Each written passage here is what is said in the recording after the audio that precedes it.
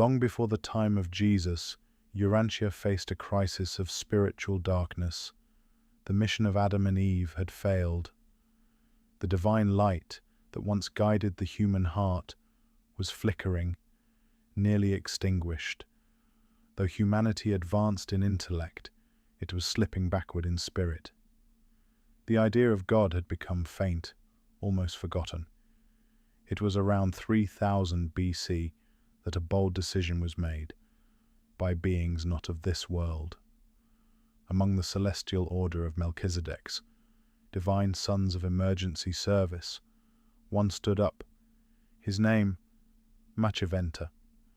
With the spiritual fate of the world hanging in the balance, he volunteered to do something rarely done in the universe of Nebadon. He would incarnate as a man, a divine son becoming flesh, not for glory, but to preserve truth. And so, near the future city of Salem, what we now call Jerusalem, Machiventa Melchizedek materialized on earth, not in a blaze of light, not before a crowd, but quietly, unseen. His first encounter was with a humble shepherd named Amdon. "I am Melchizedek," he said, "priest of El Elyon, the Most High, the one and only God." From that moment on, his mission began. He taught under the stars. He spoke of one universal God, El Elyon, creator of the heavens, the stars, and the earth. Around him, a group of disciples gathered. A small community was formed. It was called Salem, a sanctuary of truth amid spiritual darkness. To some, he was a priest. To others, a sage. Some even called him king. He stood tall, commanding, noble, dressed simply but bearing a symbol no man dared wear after, 3 concentric circles, the emblem of the Paradise Trinity. He spoke many languages, lived humbly, and never took a wife. His body, though human in appearance, was specially formed, a physical vessel for divine mission. Without the tree of life, he could not remain forever. But he stayed long enough, 94 years, to reignite the flame of truth. And then he vanished. Yet his legacy lived on. His teachings influenced prophets, priests, and patriarchs, reaching even Abraham, whose covenant with El Elyon would shape the foundations of 3 world religions. And in a final, astonishing note, the divine spirit, the thought adjuster that once dwelt within Machiventa Melchizedek, would one day indwell Jesus of Nazareth. 2 divine bestowals, 1 guiding spirit. This is the story of the priest of Salem, the guardian of truth, the emergency son who came in silence to save a world. Machiventa Melchizedek, not myth, not legend, a living chapter in the spiritual history of Urantia.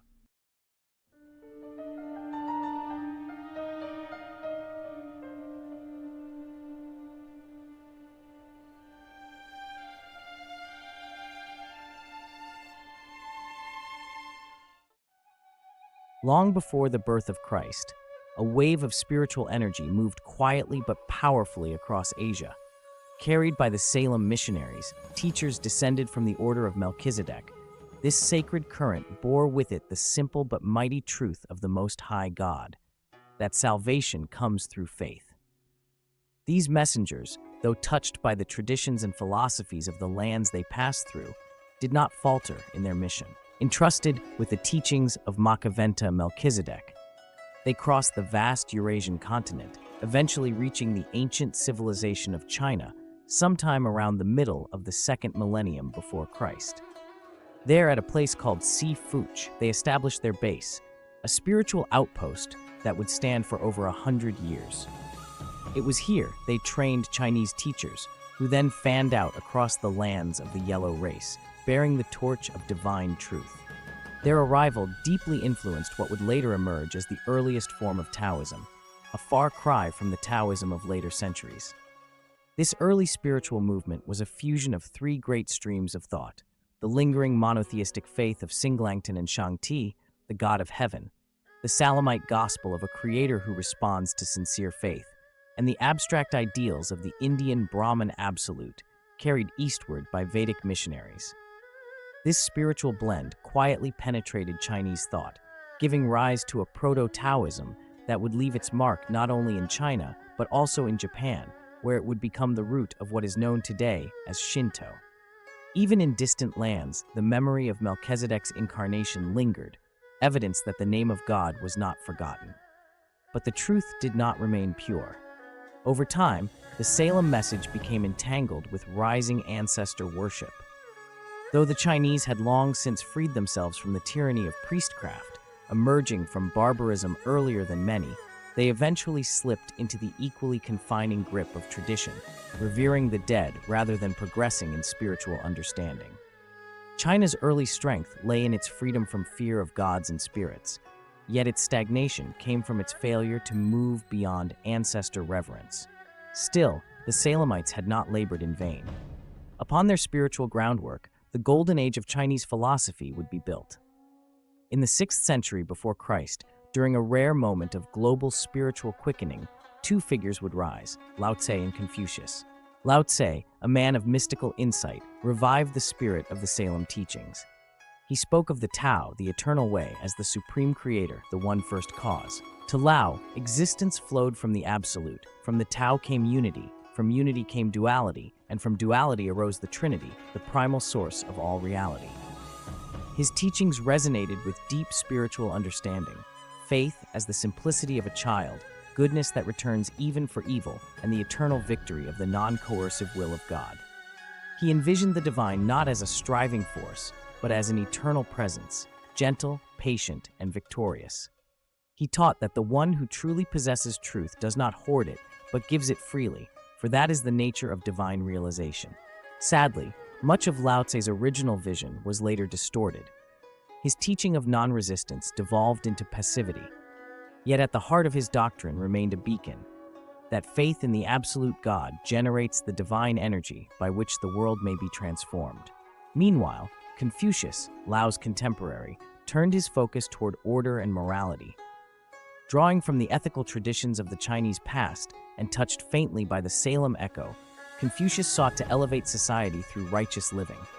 He gathered the wisdom of earlier philosophers, striving not to invent, but to preserve and systematize.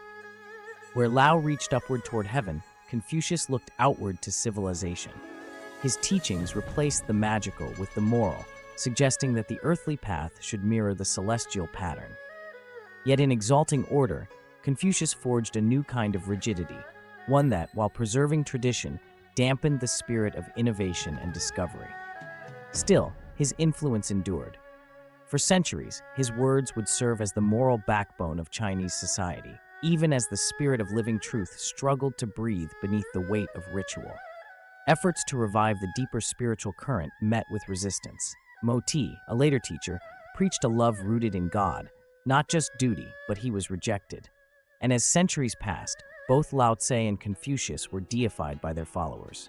The truths they taught were buried beneath superstition, ritual, and fear. The vibrant spiritual inheritance of early China degenerated into a confused theology of dragons, demons, and ancestor ghosts. Thus, a civilization that once led the world in wisdom and spirit began to fall behind.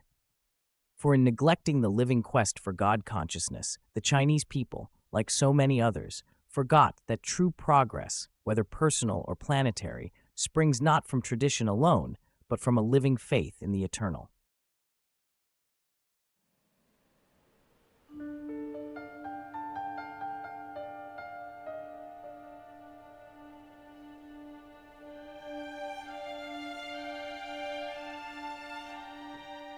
In the vast system of Satania, amid the tapestry of worlds struggling toward light and life, there exists a planet not far from Urantia. Like our own world, it too was caught in the Lucifer rebellion and shares the misfortune of having been denied the guiding influence of an Adamic mission. And yet, despite these hardships, this world has achieved a remarkable level of political and social progress. It stands today as a striking example of how evolutionary advancement can unfold, even in isolation from divine bestowals. This account centers on a single continental nation of that world, a nation not dominant in power, but foremost in wisdom and advancement. Home to approximately 140 million people, this civilization is surrounded by other nations that have not reached the same heights. While many of its neighbors remain militaristic or underdeveloped, this particular people has forged a model of society guided by reason, order, and spiritual aspiration. Their form of government is a refined, representative democracy, strengthened by a central authority while preserving local initiative. Unlike the fragmented models seen on Urantia, this nation employs a single executive branch under which all subdivisions, comparable to states or provinces, operate cooperatively. These provinces, numbering around 100, enjoy broad local autonomy but remain unified under national law. At the helm of the government is a chief executive, elected every 6 years by a special electoral body trained for that purpose. The president appoints a cabinet of 10 ministers, whose appointments must be confirmed by one of the 2 legislative houses.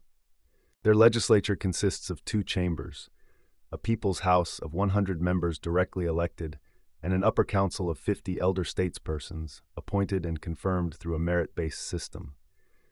Their judiciary is independent, efficient, and respected, designed to maintain justice without being entangled in politics.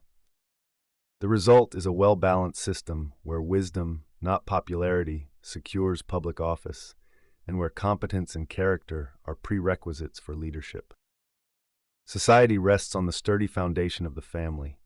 Children are seen as sacred trusts. Before becoming parents, citizens must meet certain standards of mental, physical, and moral fitness. Parenthood is not coerced, nor is it denied without reason. It is cultivated as a noble privilege. Education begins early, compulsory from ages 5 to 18. More than just academic instruction, the schooling emphasizes character formation, civic responsibility, and home culture. Marriage is both spirit-civil, and although divorce is legal, it remains rare due to strong social values and effective premarital education. Teachers are among the most honored citizens. Education continues through life and emphasizes practical knowledge, moral discipline, and spiritual awareness. Citizens are expected to contribute to society with understanding, not just obedience.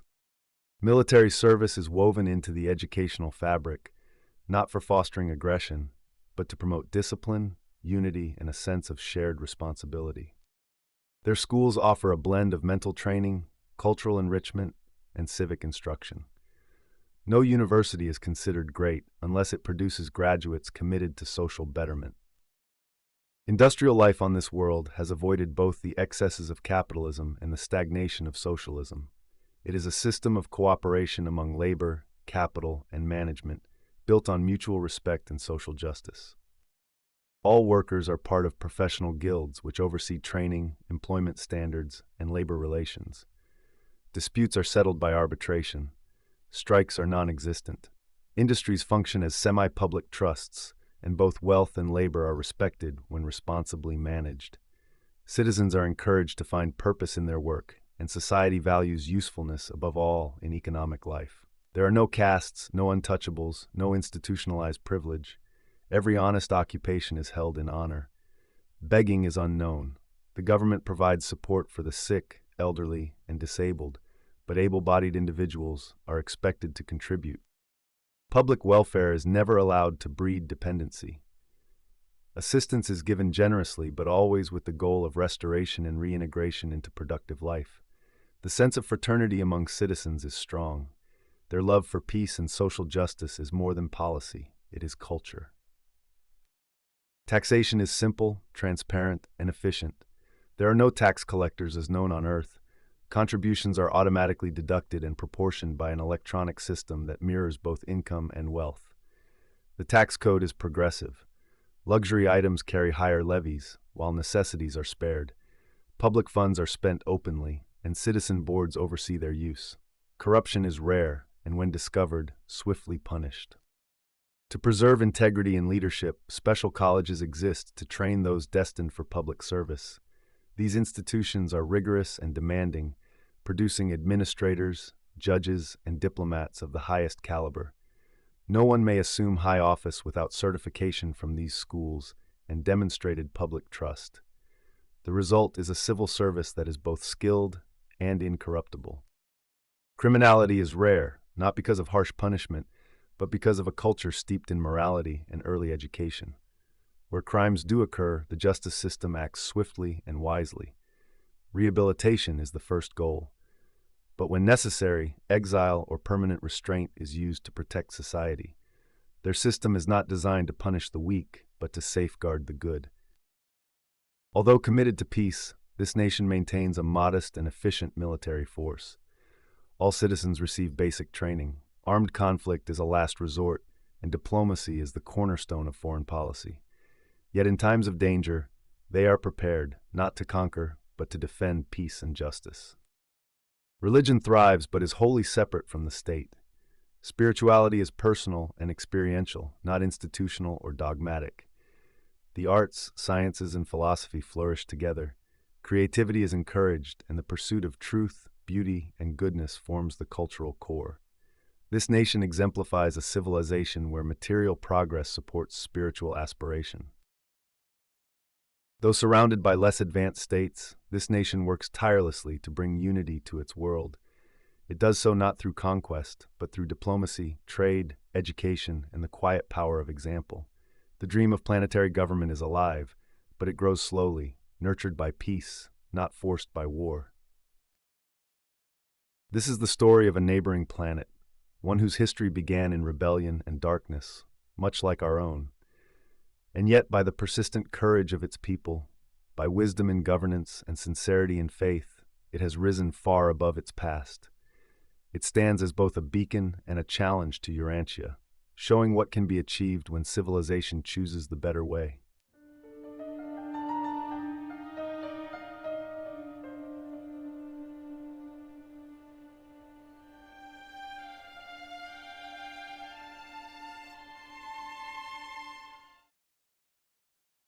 Etched symbols into stone or uttered prayers beneath the stars, another race of beings stirred across the planet, unseen, unrecorded, and largely unknown.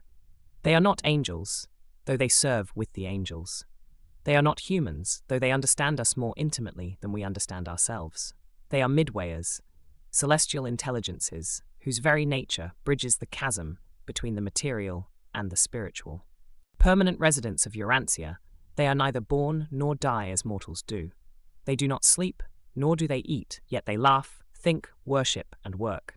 And they have worked, tirelessly, faithfully, for hundreds of thousands of years. There are two distinct orders of midwayers, primary and secondary.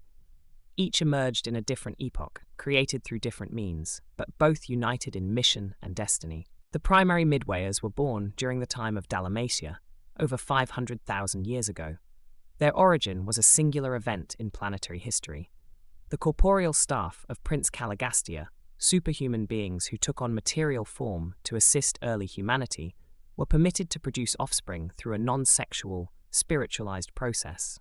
From these unions came the first of the primary midwayers, beings midway in nature between their semi-spiritual parents and mortal mankind.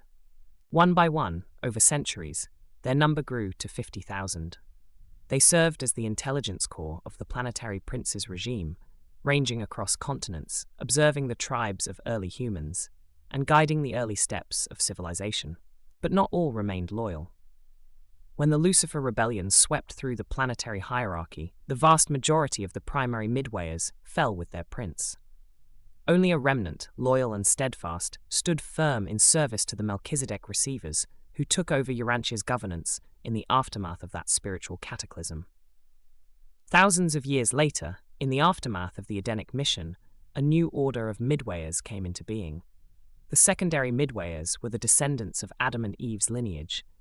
Through a mysterious combination of spiritual inheritance and biological endowment, 16 special children of Adamson, Adam and Eve's firstborn, developed the capacity to generate offspring unlike any before. These were not mortals. They were not entirely spiritual either. They, too, were midwayers, closer to mankind than their primary cousins, yet still invisible, still superhuman. They numbered 1,984 in total, and like the primaries, were divided, some loyal, others tragically aligned with the Lucifer legacy. For thousands of years, these two orders worked separately, one serving the planetary spiritual administration, the other hidden among Adamson's people. But with the coming of Christ Michael, Jesus of Nazareth, the Midwayers united under a single banner of light. The rebellion was ended, the disloyal were judged and removed, and the remaining 10,992 loyal Midwayers became the permanent citizens of the planet, bound by service and oath to the unseen government of Urantia. Today, the Midwayers are divided into 4 working groups. Some serve as swift messengers, moving across the planet in a flash. Others patrol the invisible realm, watching, protecting. Some act as silent liaison agents between seraphim and mortals, facilitating those rare but crucial moments of contact. Still others walk unseen among human society, guiding progress, nudging evolution, whispering courage into souls on the verge of greatness. They are with us now, just as they were with the apostles, just as they walked with Abraham and stood guard over Eden. They do not seek attention, and they never crave worship. They do not reveal themselves through seance or spectacle. Their work is quiet, personal, purposeful. It was a commission of Midwayers, loyal, wise, and deeply invested in Earth's destiny, that prepared the account of Jesus' life and teachings recorded in the Urantia book. One among them, assigned to the Apostle Andrew, watched and remembered, and when the time was right, told the story, not for fame, but for truth. Though invisible to us, the Midwayers are not absent. They are the link between earth and heaven, between mortal striving and divine purpose. They are our ancient siblings, neither flesh nor spirit, but ever faithful, and they are still here, waiting, working, until the day their task is complete.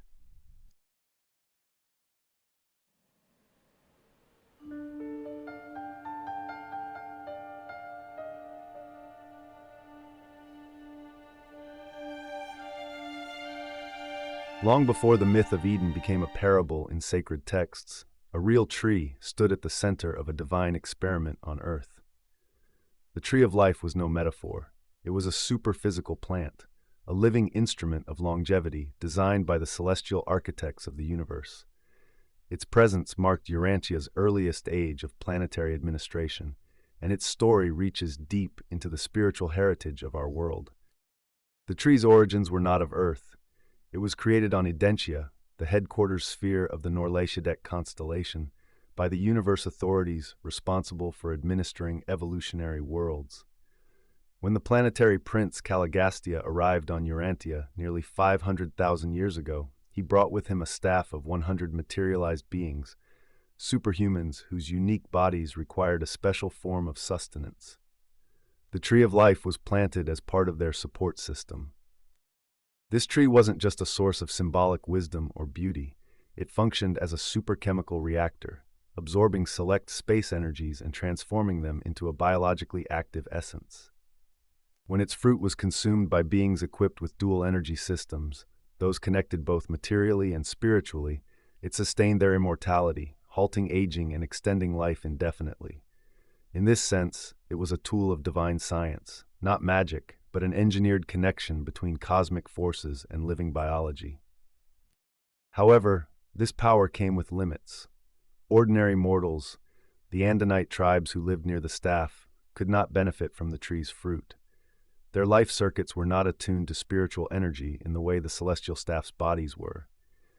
Even though these early humans served in the prince's cultural uplift missions and were permitted to dwell nearby, the tree's energies remained inaccessible to them. It was a gift for beings who served divine administration, not a universal cure. When Caligastia betrayed his post during the Lucifer Rebellion, only a few remained loyal to the divine plan.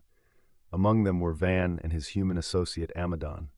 Together, they defied the rebellion and preserved the tree. While the world plunged into chaos, they retreated into the eastern highlands, taking with them the tree and safeguarding it in a hidden sanctuary. For over 150,000 years, Van and Amadon kept the tree alive. Generation after generation, it was tended faithfully by loyal followers, acting as a living link to the higher purposes once entrusted to the world. Eventually, when Earth was granted a second epochal revelation, the arrival of Adam and Eve, Van personally oversaw the transplantation of the tree to the Garden of Eden, a specially prepared enclave designed to be the center of planetary restoration. At the heart of this vast garden, within a walled enclosure, the tree of life was again rooted. There it sustained the material son and daughter, not as a luxury, but as a biological necessity. The Urantia book tells us that Adam and Eve's bodies glowed with radiant health, a visible aura, a reflection of their dual nature as material spiritual beings. This glow was not artistic license, it was a literal phenomenon. The tree's fruit nourished their system as sunlight feeds the leaves of a plant. Without it, even they would begin to age. Adam and Eve's mission was monumental, to uplift and biologically enhance the human races through planned, gradual interbreeding, a divine method of evolutionary acceleration. But the plan faltered when Eve was misled into undertaking a premature union with a member of the Nodite tribe. The result was not immediate death, but a tragic loss, the breakdown of their spiritual circuitry. The higher connection that allowed the tree's energy to function was gone. Though they continued to eat its fruit, its sustaining effect had ceased. They were now mortal. After their default, the Edenic experiment was ended. Adam and Eve were relocated, and the tree of life was left behind. Divine administrators forbade its removal. It remained in the deserted garden for a time, watched over by curious onlookers and hopeful intruders. Eventually, the Nodites, descendants of the very people with whom Eve had erred, took over the garden. They attempted to consume the fruit, seeking immortality, but found only disappointment. Without the required spiritual circuits, the tree's energy was useless to them. Frustrated, they eventually burned the temple that housed the tree. The fire consumed the last living remnant of its kind on Earth. When the Edenic Peninsula later sank, only ruins remained beneath the sea, a lost chapter of planetary history buried in time. But the meaning of the tree endured. In the Urantia book, the tree of life is not just a biological artifact, it is a symbol of higher integration. It represents the need for cooperation between material existence and spiritual purpose, between divine grace and individual responsibility. Even superhuman beings, princes, sons, and immortal staff, could not live indefinitely on their own. Life was not self-sustaining. It flowed down from above, channeled through sacred connection. And so the tree reminds us, eternal life is not achieved by science alone, nor by mystical shortcuts. It is a gift, one that must be received through alignment with divine will. The fruit was freely given, but only to those who served the higher mission. It could not be abused, misused, or given to others casually. In this way, the tree stands as both blessing and boundary. Its destruction marked the end of a dispensation, but its story points forward to a time when the leaves of the tree will be for the healing of the nations. This isn't merely about biological longevity. It's about the future restoration of spiritual unity on Earth, when divine energy will again flow freely, not through a single tree, but through the hearts of those aligned with universal truth. Though no tree now stands in Eden, the memory of its purpose remains planted in the soul of our planet. The tree of life lives on, not in fruit or foliage, but in the legacy of faith, loyalty, and divine connection.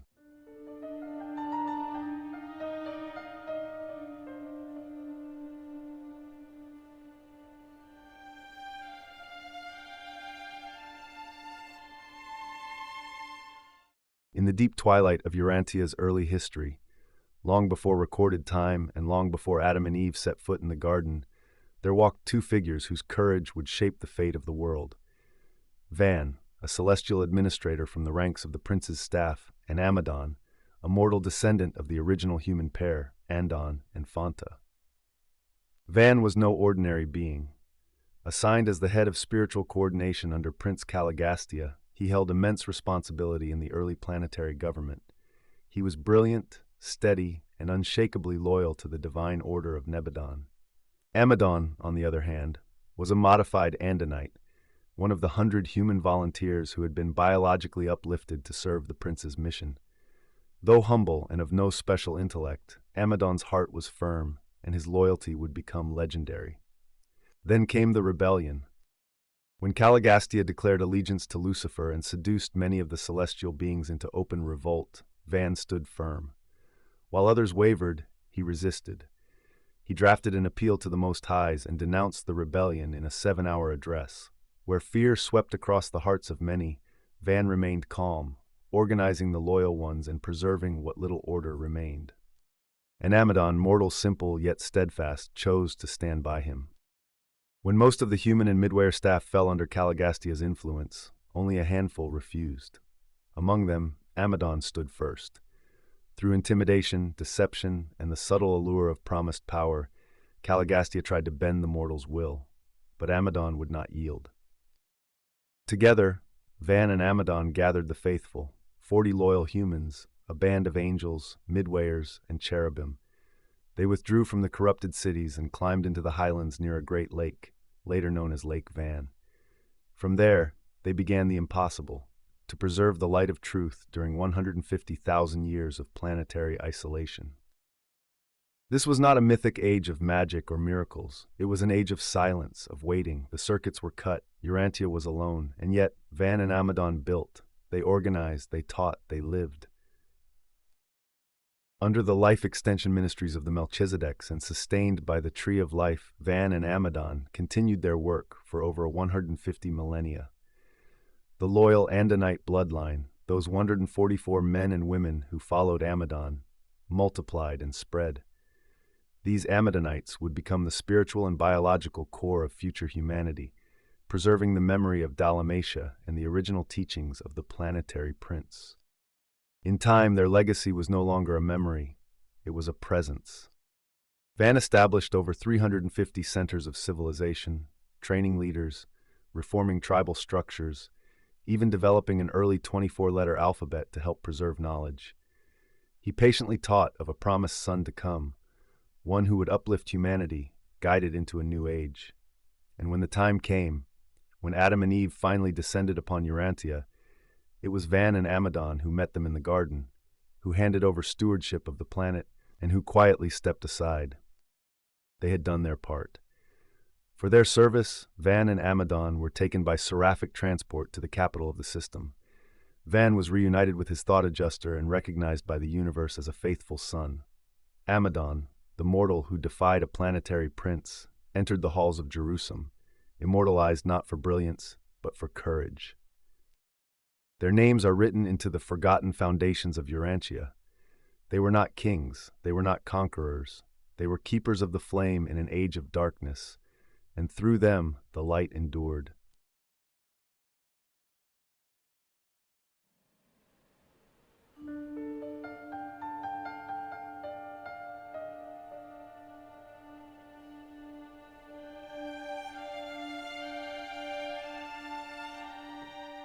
In the aftermath of the departure from the first garden, the first family of Adam and Eve was not as the world might have expected. Cain, their first child after leaving Eden, was not the biological son of Adam. His father was Cano, a noble and striking Nodite leader, an alliance conceived in the hope of uniting two peoples, but destined to leave a mark of tragedy. Abel, born less than 2 years later during the journey to the new Mesopotamian valley, the second garden, was the first true son of Adam and Eve, born in the shadow of their fall. Adam and Eve themselves were the founders of the pure violet race, fair-skinned, light-haired, and blue-eyed. Abel inherited this full heritage, bearing the stature and refinement of his Adamic bloodline. Cain's appearance, though handsome and strong, reflected a mingling of ancestries, violet from his mother and blue, red, and Andonic strains from his Nodite father. The two boys grew up together, though their bloodlines and temperaments could not have been more different. Cain bore the restless, sometimes aggressive spirit of his father's people. Abel, the gentler disposition of Adam. They were joined in their childhood by Sansa, daughter of the Nodite woman Laoda, who was raised among them though not of Adam and Eve's blood. By adolescence, their paths had diverged. Abel chose the life of a herder, tending flocks and bringing the best of his animals as offerings in the Edenic religious rites. Cain turned to the soil, cultivating crops and presenting the fruits of his labor to the priests. Yet in those days, animal offerings were seen as more acceptable, and Abel's sacrifices drew favor, something Abel himself did not hesitate to remind his older brother. The rivalry deepened with time. By the time Cain was 20 and Abel 18, Their mutual resentment had become dangerous. One day, Abel's cutting words pierced Cain's restraint, and in a burst of fury inherited from his bellicose lineage, Cain struck him down. Abel's death was sudden and final. When Abel's dogs returned alone from the fields, Adam and Eve knew something was wrong. The truth broke their hearts. They saw in Cain not just a murderer, but a living reminder of their own error and the tangled consequences of their choices. They urged him to leave the second garden, and Cain went into exile. Wandering among nearby tribes, Cain lived in fear and isolation. But something in him shifted. He returned to his mother, seeking counsel with sincerity for the first time. In that moment, according to the Urantia record, a divine thought adjuster came to dwell within him, giving him new clarity and purpose. Cain's life turned toward leadership, no longer driven by blind anger, but tempered by experience. Abel's life ended without descendants. Cain's line endured. The Urantia book does not record Cain's death, only that he lived to see long peace between his people and Adam's. It is implied that his years were many, like those of the early patriarchs, and that he died an ordinary mortal's death. Spiritually, their story is more than a family tragedy. It is a lesson on the interplay of heredity and environment. Abel's noble inheritance was squandered by poor surroundings, while Cain overcame a violent nature through repentance and new purpose. It also distinguishes between evil and sin, between the flawed nature all mortals inherit and the conscious choice to rebel. In Urantia's telling, neither Adam nor Eve's default, nor Cain's violence, were acts of willful cosmic rebellion. They were human errors with human consequences, yet redeemable. In the tapestry of human races, Abel's death marked the loss of a pure violet branch, while Cain's survival gave rise to a prominent Nodite tribe. And in the spiritual arc, Cain's transformation stands as proof that even from bloodshed, peace can grow, and even in failure, the divine plan continues to work toward restoration.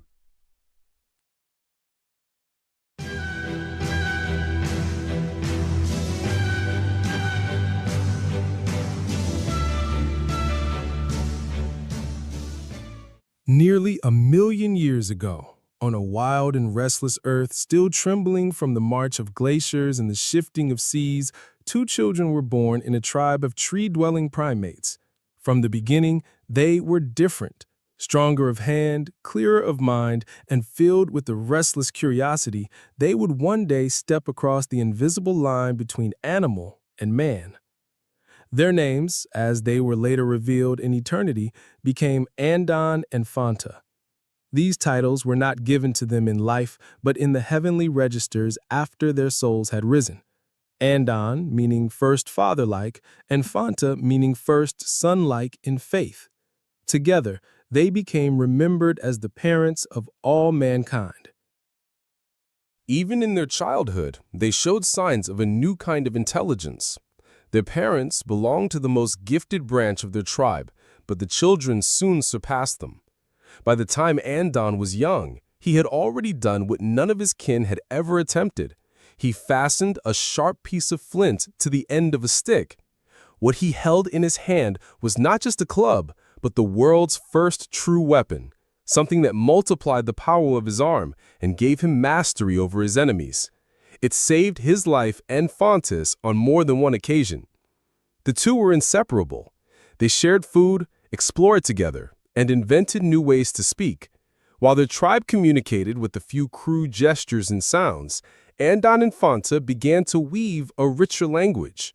By the age of 10, they had built a small vocabulary of 50 ideas, the seed of human speech. Their curiosity was boundless. They were always climbing, exploring, peering into caves or watching animals. So bold were they that they nearly lost their lives many times before they were even 8 years old. And yet, through it all, they cared for one another. When danger came, they stood together. When hunger gnawed, they shared their food. This devotion would become the cornerstone of human family life. Even as children, Andon and Phanta carried something unseen, something their kin did not share. The whispers of the 7 mind spirits stirred within them: courage, knowledge, worship, and at last, wisdom, the crown of human thought. This wisdom gave them pause before danger, reflection after failure, and vision for what might be. And when they chose to walk together, leaving tribe and tradition for a future only their hearts could glimpse, something greater arrived. Into each of them came a spark of the eternal Father, the thought adjuster, silent and unseen, yet closer than breath. From that moment, their eyes held a deeper light. They were no longer merely clever animals of the forest. They were the first true humans, creatures of choice, of loyalty, of destiny. Their love, their courage, their yearning for meaning, these were now joined with the eternal.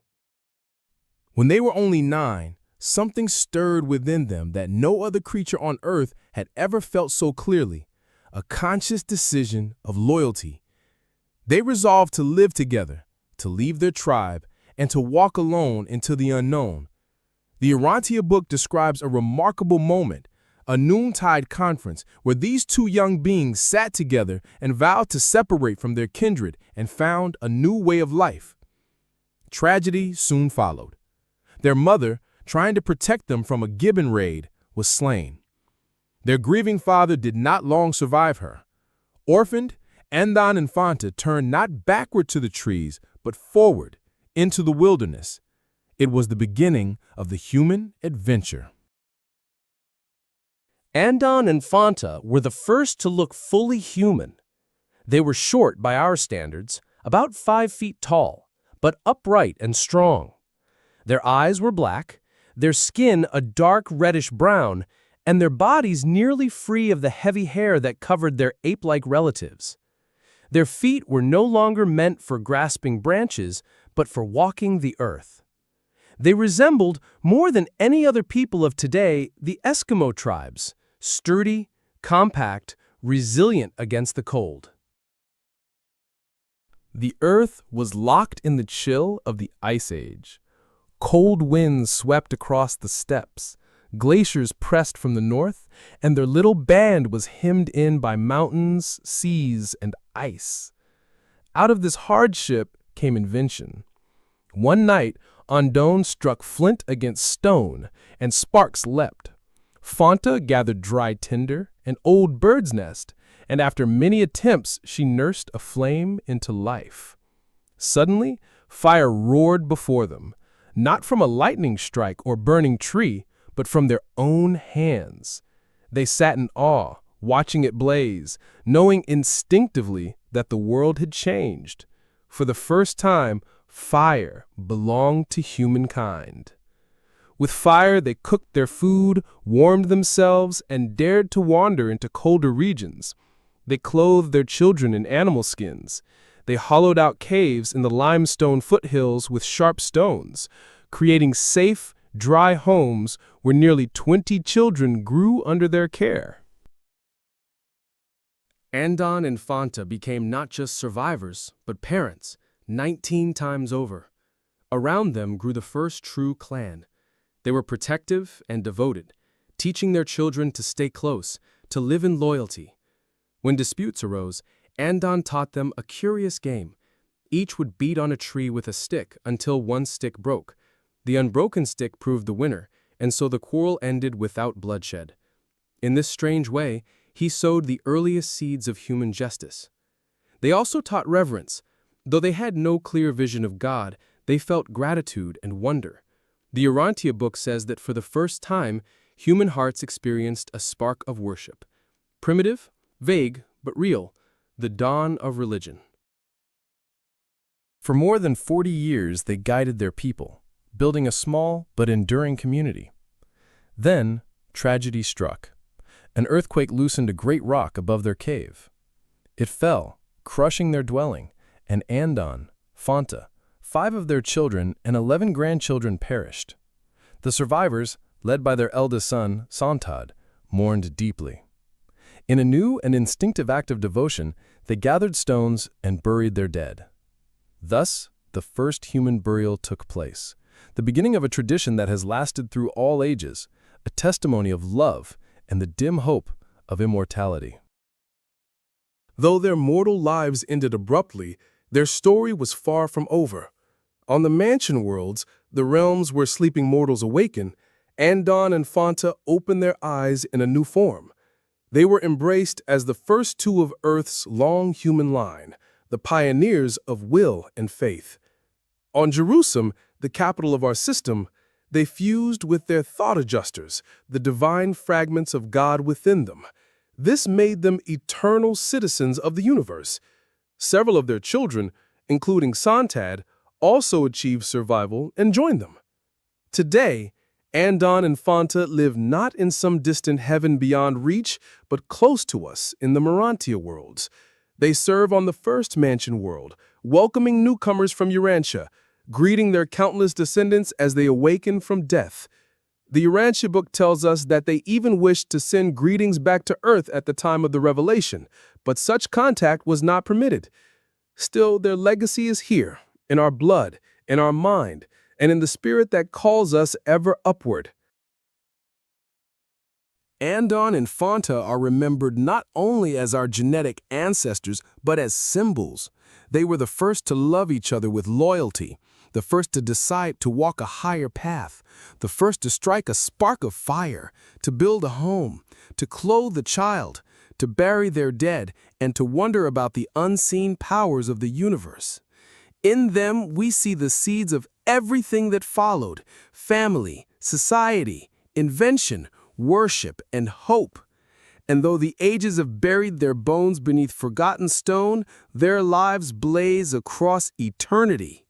The book tells us that they will one day stand before us again, not as primitive cave dwellers, but as ascendant beings, waiting to greet the long caravan of humanity when we at last follow them into the higher worlds.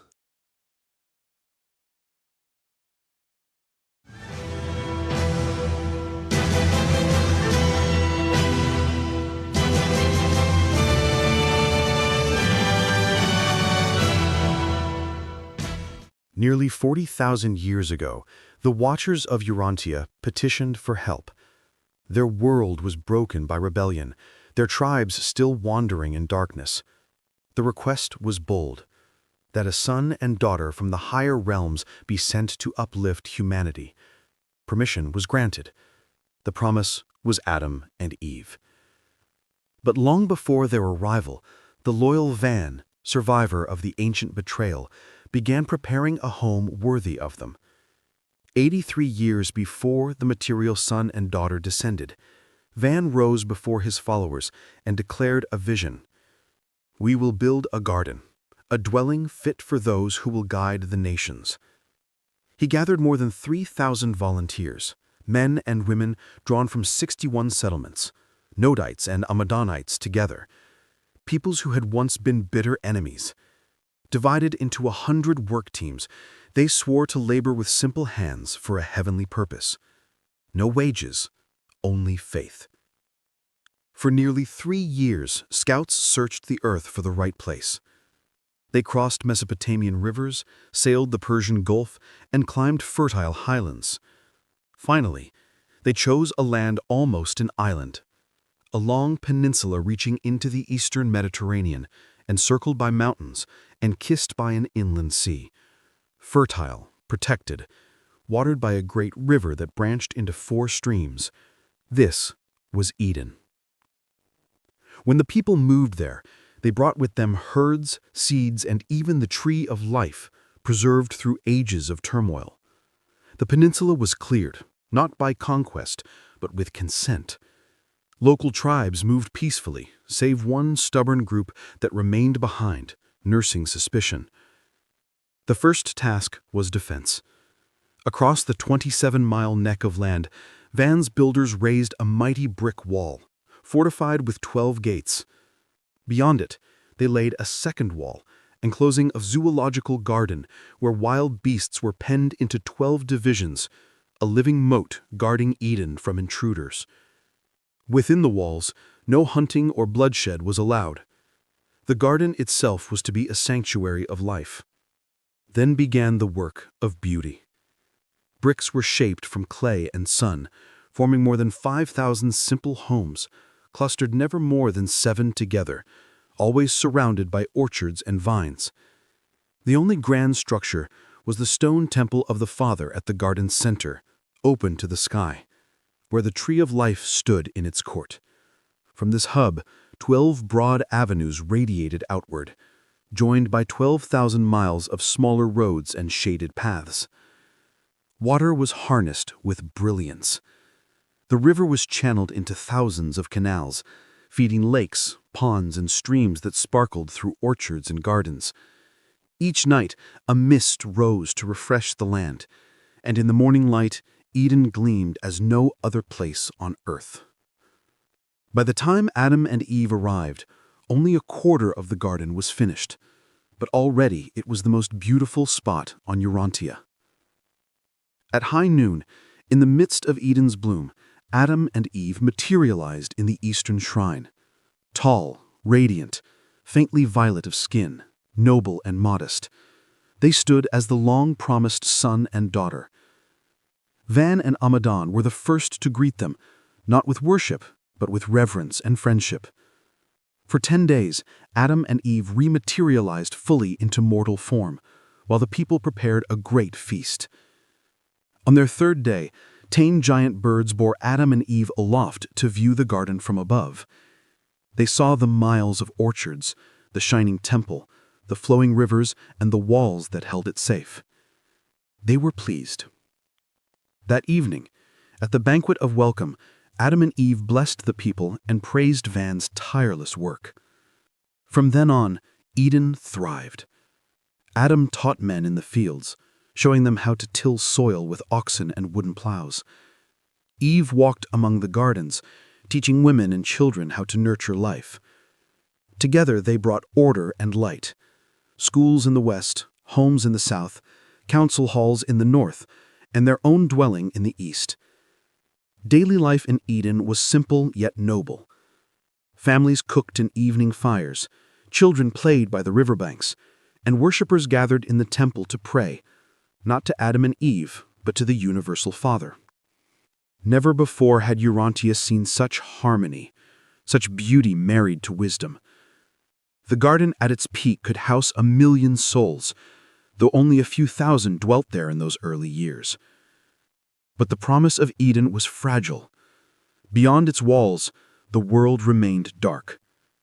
After more than a century, impatience set in, and the fateful choice of Eve led to the default. Adam and Eve, faithful yet fallen, left Eden with their loyal followers. They moved east to begin again in Mesopotamia. The first Garden of Eden, abandoned, soon fell into ruin. Lower Nodite tribes occupied it, fighting among themselves, until at last the land itself gave way. Slowly, the Edenic Peninsula sunk beneath the waters of the Mediterranean. Only the sea remained where paradise once bloomed. But Eden was not lost in spirit. Its legacy flowed into myth, the Garden of God, the land of the 4 rivers, the paradise of old.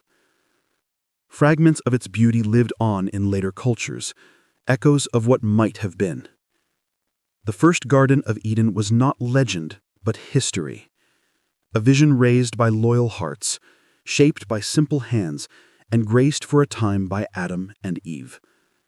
Its story endures, not as failure, but as a glimpse of what earth may yet become. A true garden of God, radiant with life and unity.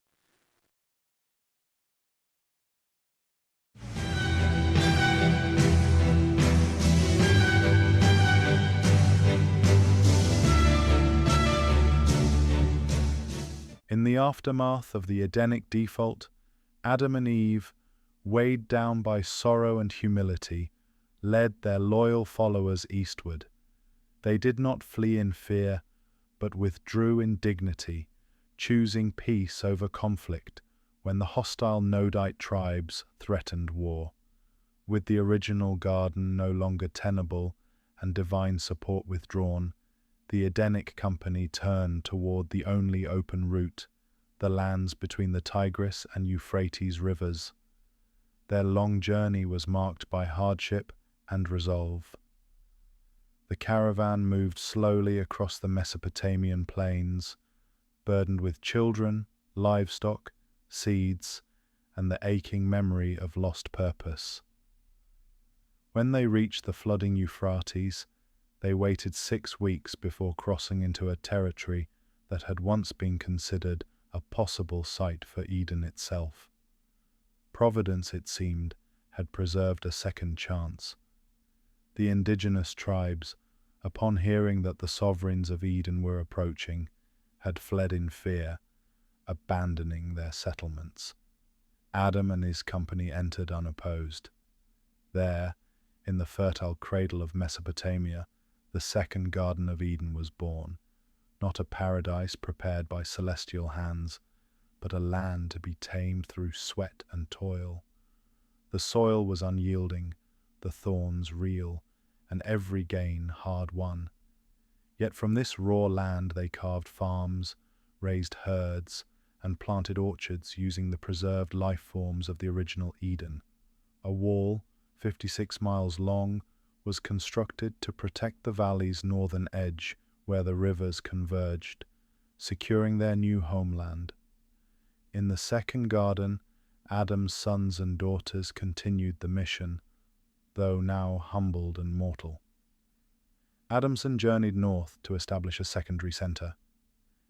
Everson became his father's chief administrator, while Seth, born after the default, took up the spiritual mantle, founding a priesthood rooted in health, education, and worship.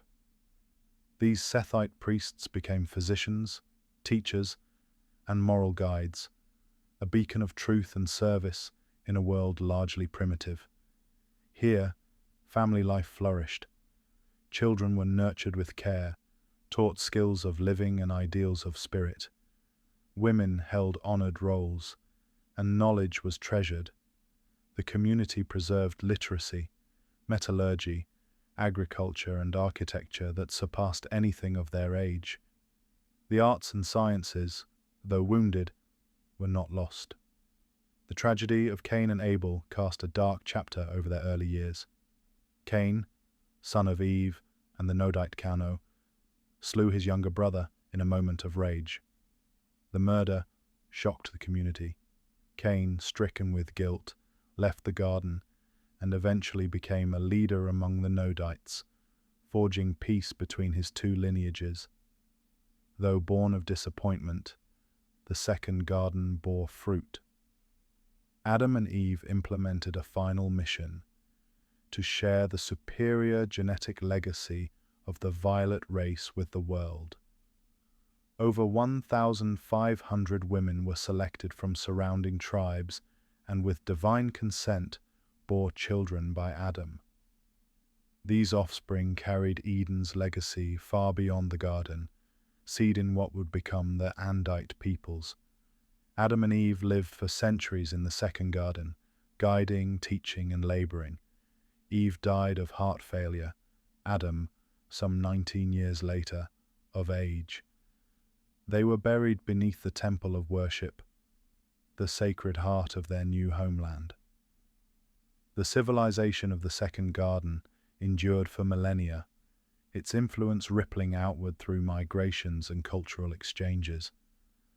Though eventually diluted by time and mingling with the evolutionary races, the light of Eden continued to shine through the Andites, who carried its legacy into Europe, India, and the cradle of Sumerian civilization. In the end, the second Garden of Eden was not a failure, it was a bridge. Through sacrifice, perseverance, and quiet triumph, the children of Eden passed their torch to humanity, leaving the world forever changed. When the dust of exile had settled, the children of Adam and Eve did not vanish into the wilderness. They built anew, a civilization between the rivers, luminous and deliberate. The Adamites, descendants of the violet race, brought with them the remnants of paradise, order, knowledge, and the memory of a higher way of life. In the centuries that followed, Their settlement flowered into a beacon of culture. Within their walled valley, the air was alive with craft and learning. The potter's wheel turned beside the smith's furnace. Scribes etched symbols into wet clay, shaping the world's third alphabet. The flicker of lamps illuminated woven tapestries, bronze tools and polished vessels, echoes of Eden refined through human hands. The Adamites became the keepers of civilization's first light. From the arts of metallurgy, pottery, and weaving to the birth of architecture itself, their touch transformed the plain into a living city. Their homes stood in ordered rows, gardens flourished with cultivated vines, and the temple rose at the confluence of the two great rivers, a structure of symmetry and reverence, built not to worship idols, but to honor the source unseen. Family life in the second garden was sacred. Children grew in the warmth of enlightened homes, where both father and mother were teachers, not masters. The hearth was a classroom, the field a living lesson. From the time they could walk, the young learned to plow, to heal, to read the stars, and to pray. The Sethite schools became the pride of Mesopotamia, courts of learning where faith, medicine, and science intertwined. In open halls shaded by fig trees, pupils studied the cycles of the moon, the curing of herbs, the laws of balance and breath.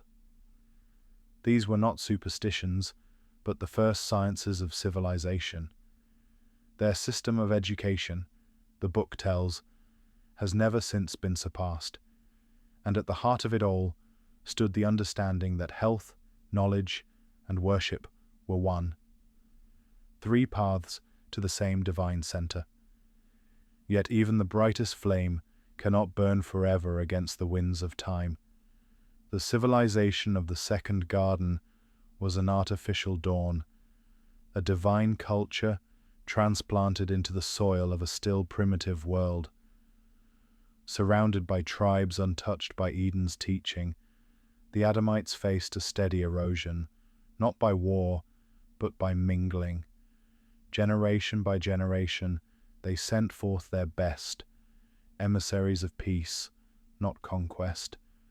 They traveled north into the highlands and west toward the sea, sowing the seeds of civilization among darker peoples. In so doing, they diffused their strength even as they spread their light. When Adam passed from this world, his presence, the living axis of their unity, was gone.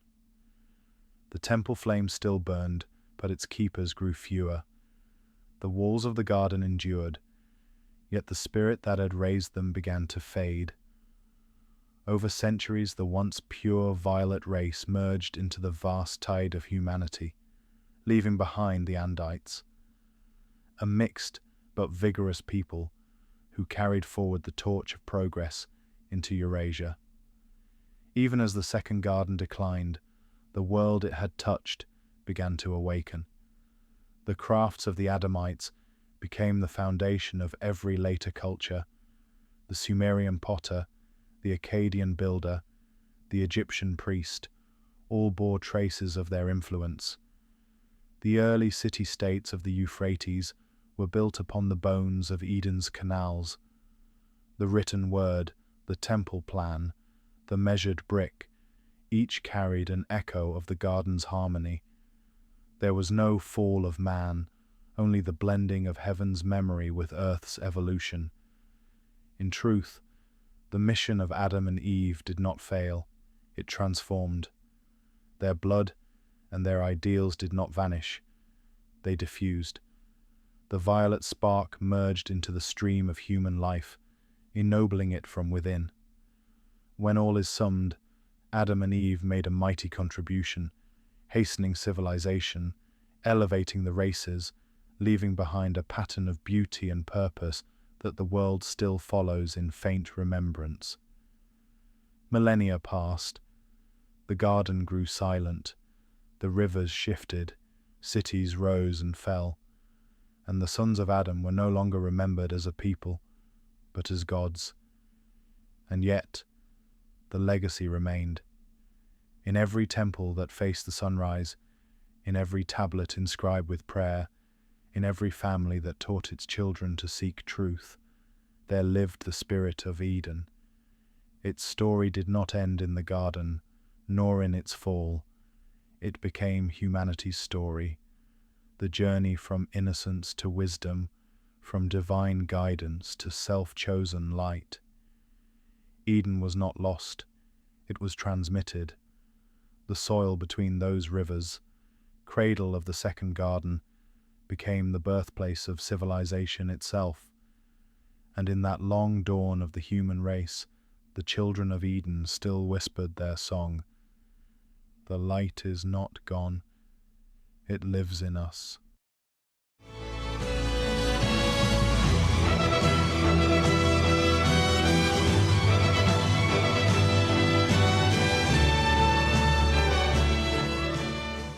It was late March, AD 30, on the eastern shore of the Sea of Galilee. Jesus and the 12 had slipped away quietly by boat from Capernaum, seeking rest in the green park south of Bethsaida Julius. The winter rains were gone, the air soft and clear, and the slopes above the water shimmered with new grass, olive trees, and scattered figs.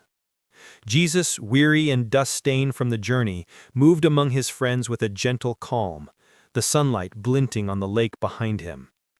But news of his departures spread swiftly. Villagers pushed out after him in boats, and others walked the long northern path around the lake. By evening, 1,000 souls had found him in the grove.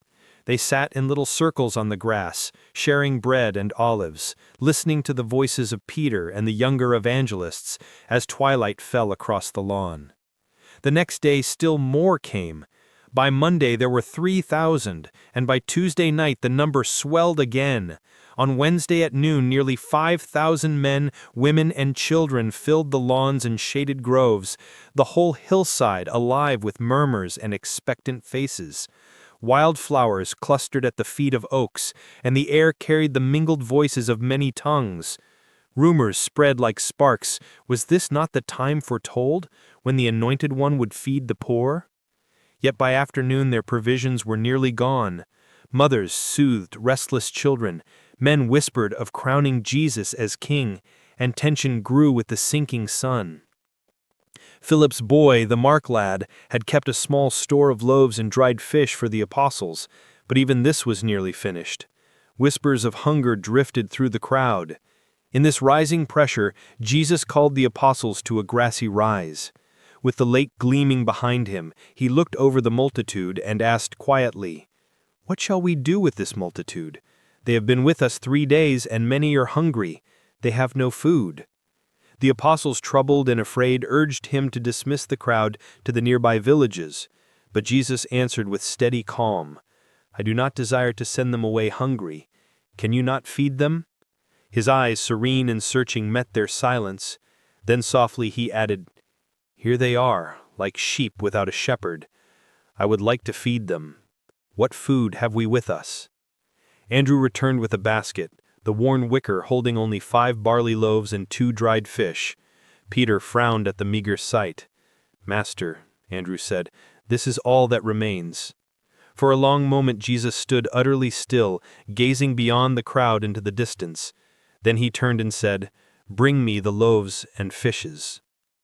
Taking the basket in his hands, he directed the disciples to seat the people in groups of 100 and to bring the evangelists closer.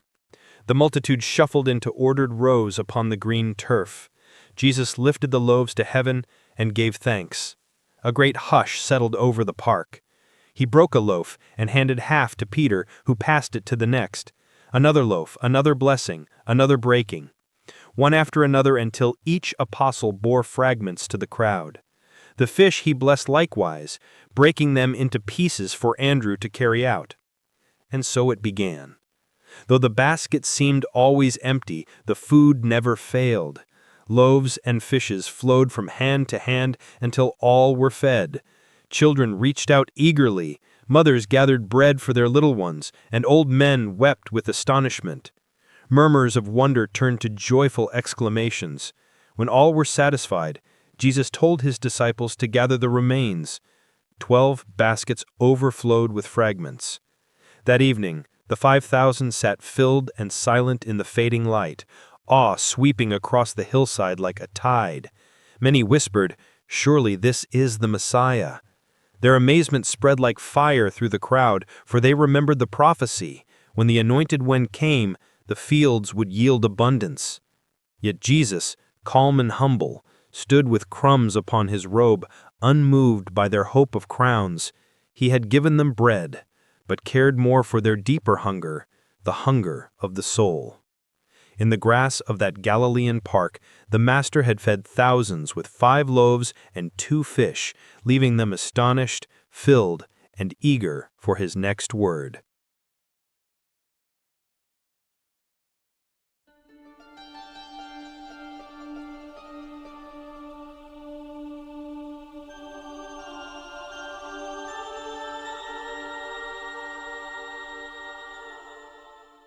When Jesus walked the hills of Galilee, he quietly set in motion one of the greatest revolutions of all time, the spiritual emancipation of women.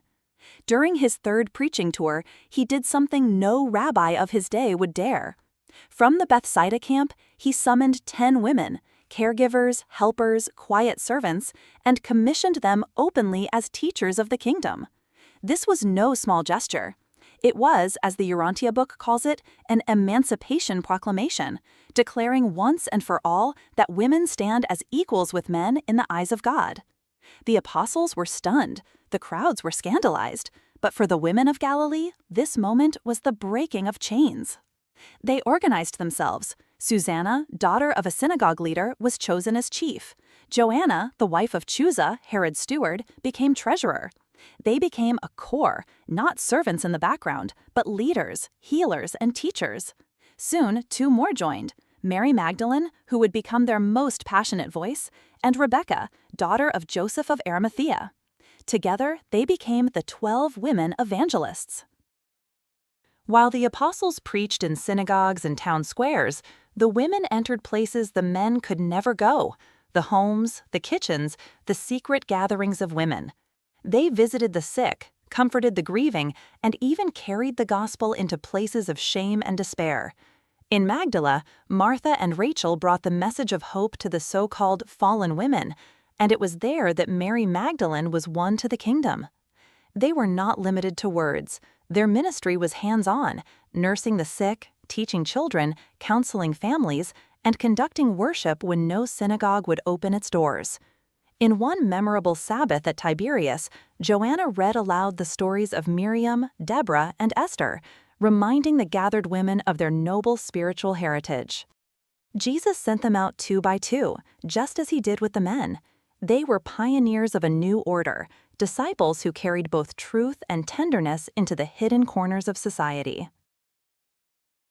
By the end of the Galilean ministry, their numbers multiplied.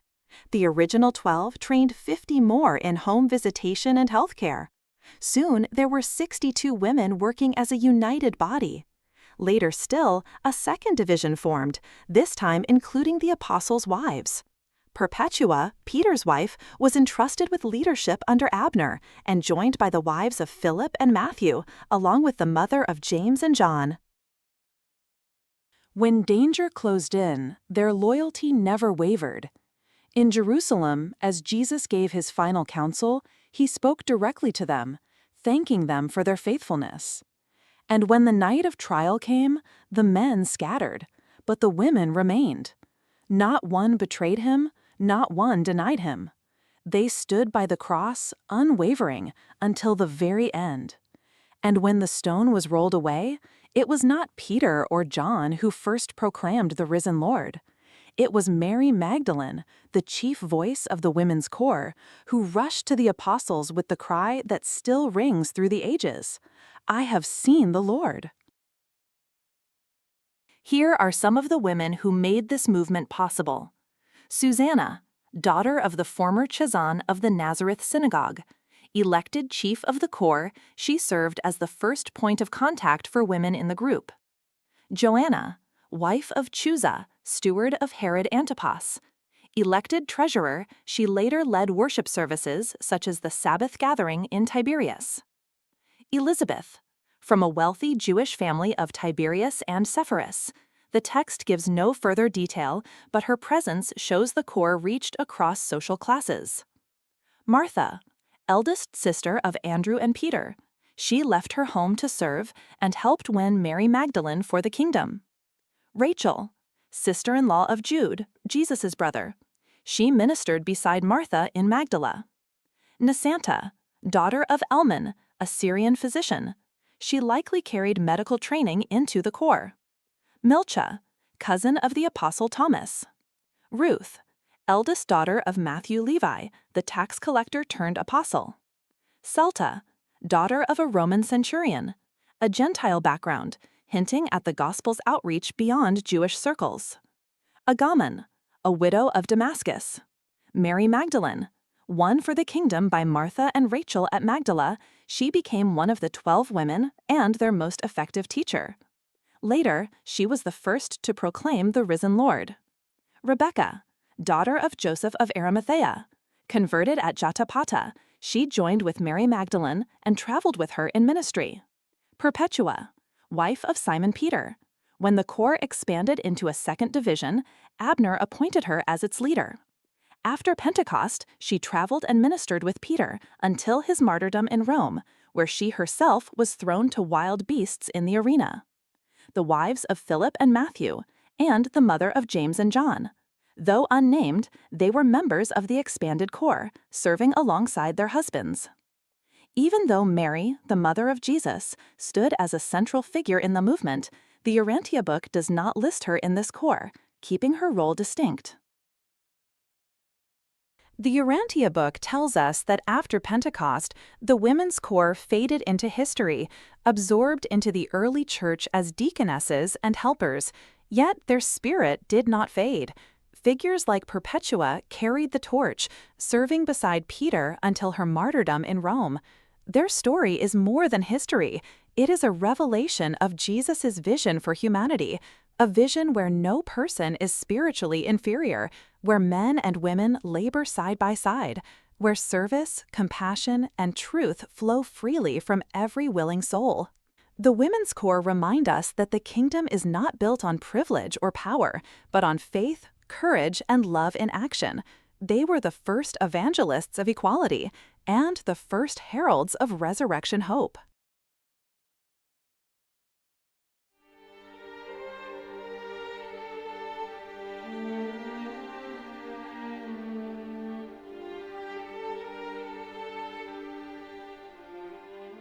Lazarus of Bethany, the brother of Martha and Mary, fell seriously ill in late February of AD 30. The three siblings were devoted followers of Jesus and belonged to a respected, well-to-do Jewish family in Bethany.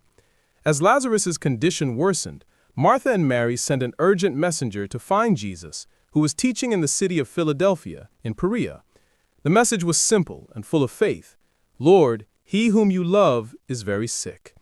Upon receiving this plea late on Sunday night, Jesus at first said nothing. He appeared to pause in deep, silent communion, as if in contact with a higher presence, and then told the messenger in the hearing of his apostles, "This sickness is really not to the death. Doubt not that it may be used to glorify God and exalt the Son." Martha and Mary took comfort in the belief that Jesus would somehow intervene, if not by coming in person, then by using his power from afar to heal their brother. In fact, Lazarus was so gravely ill that he died just a few hours after the messenger departed Bethany for Philadelphia. Unaware of Lazarus's death, the sisters and their friends in Bethany were puzzled when the messenger returned on Tuesday with Jesus' reply that this sickness is not to the death, and no further word or assistance. They sadly reasoned that perhaps the master had received the news too late to save Lazarus. Jesus loved this family dearly. Upon hearing the message, his first human impulse was to go directly to Bethany to help. However, a greater divine plan formed in his mind. Jesus saw in Lazarus' sickness an opportunity to deliver one final, astonishing demonstration of God's power, a last appeal to the Jewish people and their leaders in Jerusalem. He knew the religious authorities still demanded miraculous signs from him, Up to now, Jesus had refused to perform mere wonders on demand or to fulfill popular messianic expectations of a showy deliverer.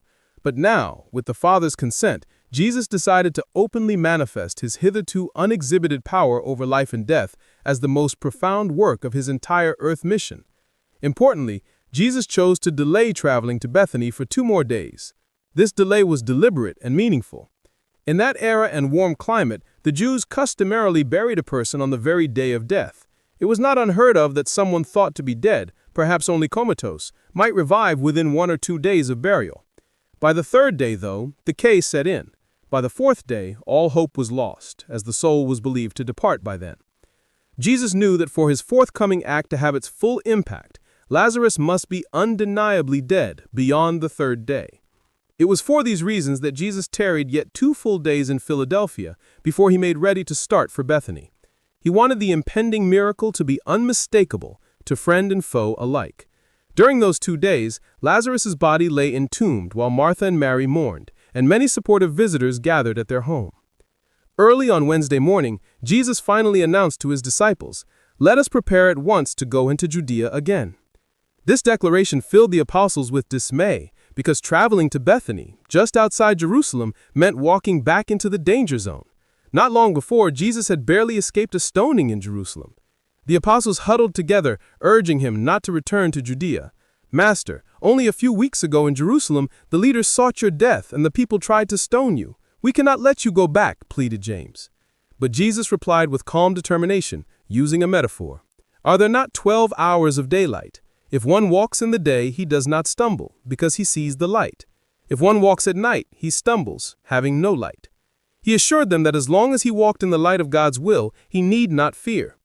Then Jesus added plainly, "Our friend Lazarus has fallen asleep, but I go to awaken him out of this sleep." Some of the apostles took Jesus' words at face value. If Lazarus was merely sleeping, then he must be recovering. Jesus then told them directly, "Lazarus is dead, and for your sakes I am glad I was not there, so that he would be healed, so that you may witness what is about to happen and thus believe."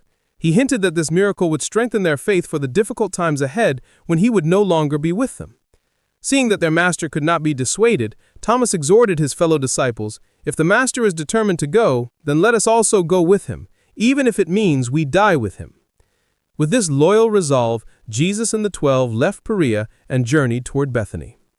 Meanwhile, in Bethany, the situation had turned tragic. Lazarus had died on Sunday afternoon, just hours after the messenger departed with their plea. The family's estate included a private rock-cut tomb in a garden grove, where their parents had been laid to rest, a tomb that only a wealthy family could afford. It was in this tomb, a small natural cave at the base of a limestone ledge about 30 feet high, that Lazarus's body was lovingly wrapped and placed late Sunday before sundown. Jewish custom dictated a propped burial, so by Sunday evening, Lazarus lay in the sepulchre. However, the tomb's entrance stone was not permanently sealed until 4 days later, Thursday morning, to allow for any signs of false death until the 3rd day had passed. Once the heavy stone was rolled into place and sealed on the 4th day, everyone conceded that death was final. The sisters were grief-stricken. Mary, the younger, was devastated by the loss of her brother and gradually resigned herself to it. She no longer expected Jesus to arrive in time to help. Martha, the elder, while also mourning, still clung to a glimmer of hope that Jesus might yet come, even as the days dragged on. She kept a young neighbor posted on the road, watching for any sign of the Master's approach. All the while, friends and relatives from nearby villages, and even Jerusalem, had gathered at their home to console the sisters. The family of Bethany was well known and respected, and although they openly believed in Jesus, their community held them in high esteem. Among the visitors were truly sympathetic friends, as well as some influential Jerusalem Jews, including some Pharisees, who were not kindly disposed toward Jesus, but had come formally to pay respects.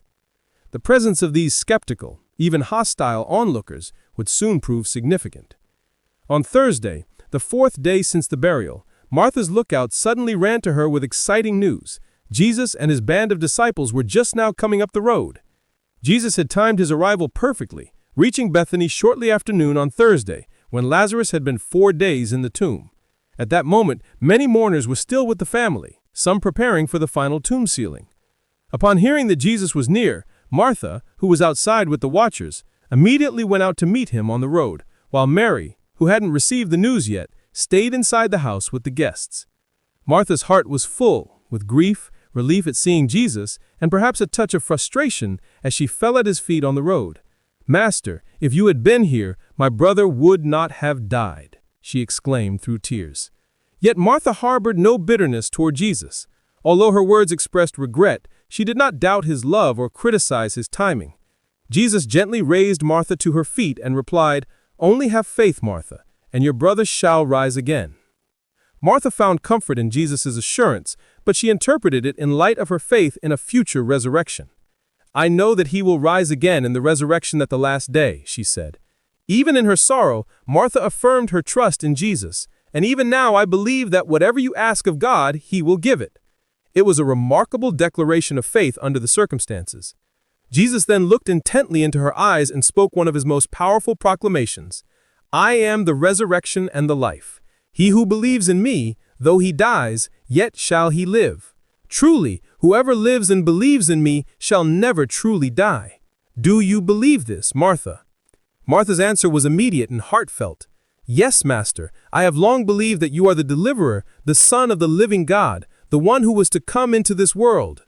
In this moment of grief, Martha reaffirmed her faith that Jesus was the divine Son promised to their people.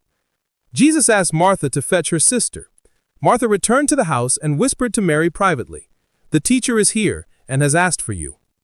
Mary, who had been surrounded by consoling friends, quickly rose and rushed outside to meet Jesus. The group of mourners, thinking she was suddenly going to weep at the tomb, followed her. When Mary arrived at the place on the road where Jesus still tarried, she fell at his feet sobbing. "Master, if only you had been here, my brother would not have died," she cried, echoing her sister's words. As Jesus saw Mary's utter breakdown and the weeping of those who came with her, his own soul was profoundly moved. For a few moments, Jesus stood with Martha and Mary, sharing in their grief. He comforted them with further words of faith and encouraged them to trust the Father's will even in this sorrow. The assembled mourners kept a respectful distance during this intimate exchange. Yet not all present were sympathetic. Jesus keenly felt the tension at the scene, the sincere sorrow of Mary and Martha that touched his heart, versus the presence of some Jerusalem skeptics whose outward show of mourning rang false. In his human heart, Jesus experienced a swirl of emotions. He truly empathized with the sister's loss. He loved this family deeply. At the same time, he inwardly resented the hypocritical mourning of certain onlookers who he knew were plotting his downfall even while pretending to grieve for Lazarus. This conflict in Jesus' heart, compassion on one hand and righteous indignation on the other, caused him to tremble with emotion. Approaching the tomb, he groaned in spirit. He was also troubled by another grave consideration. Jesus knew that raising Lazarus would call his friend back to mortal life and into a tempest of attention and danger. Lazarus would become the living evidence of Jesus' greatest miracle, and thus a target for the unbelieving authorities. Jesus truly hesitated about bringing Lazarus back for this reason, feeling sorrow at the persecution his friend would have to face thereafter. All these factors contributed to the depth of Jesus' emotional state. Supported by Martha and Mary, Jesus now asked, "Where have you laid him?" The sisters led the way as Jesus, silent, followed toward the tomb. When they came to the burial site, a private family tomb in their garden, Jesus finally wept openly. Seeing Jesus break into tears, the people whispered, "Behold how he loved him." Even some of Jesus' critics were momentarily moved by the evident love he had for Lazarus. Others, however, murmured cynically, "If this man opened the eyes of the blind, why did he not prevent Lazarus' death? If he cared so much, why did he stay away so long?" In front of them stood the tomb, a small cave in the limestone outcrop at the far end of the garden, its entrance closed by a stone. It was about 2:30 in the afternoon when Jesus arrived at this sepulchre where Lazarus had been laid.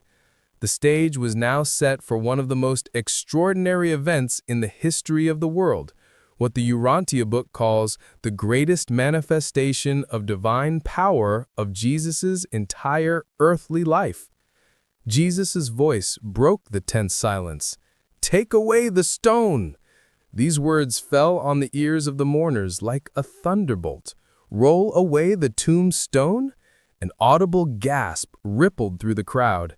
At this command, unseen to human eyes, the multitude of celestial beings attending this scene, assembled under the leadership of the Archangel Gabriel, readied themselves to execute the Master's will.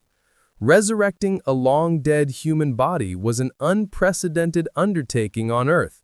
The Urantia book notes that reanimating a mortal in the flesh after days of death is far more complex than the usual resurrection of souls on the spiritual worlds, requiring a tremendous coordination of universe powers and personalities. Martha and Mary, hearing Jesus order the stone removed, were swept with conflicting emotions. Mary's faith surged. She felt a spark of hope that Jesus intended to raise her brother even now. Martha, though believing in Jesus, was more hesitant and practical. She worried about the gruesome reality of death. Stepping up to Jesus, she gently protested, "Master, must we roll away the stone? My brother has been dead for 4 days. By now the body must be decaying." Martha said this with a trembling voice, in part because she did not fully understand Jesus' intentions. Perhaps he merely wanted a last look at his beloved friend. She was not entirely sure, and the thought of exposing her brother's corpse to onlookers horrified her. Jesus turned to Martha with a reassuring expression. "Did I not tell you that if you would believe, you would see the glory of God? Have faith," he urged, reminding her of the message he had sent and the promise inherent in it. "I have come to fulfill my word. Why do you doubt? How long before you believe and obey?" Chastened and encouraged by these words, Martha agreed to have the stone removed. The gathered crowd stood by in hushed anticipation. Several strong men, among them the apostles and nearby neighbors, stepped forward to heave aside the heavy stone slab that sealed the tomb's entrance. With considerable effort, they rolled it away, opening the dark, cave-like chamber of the tomb.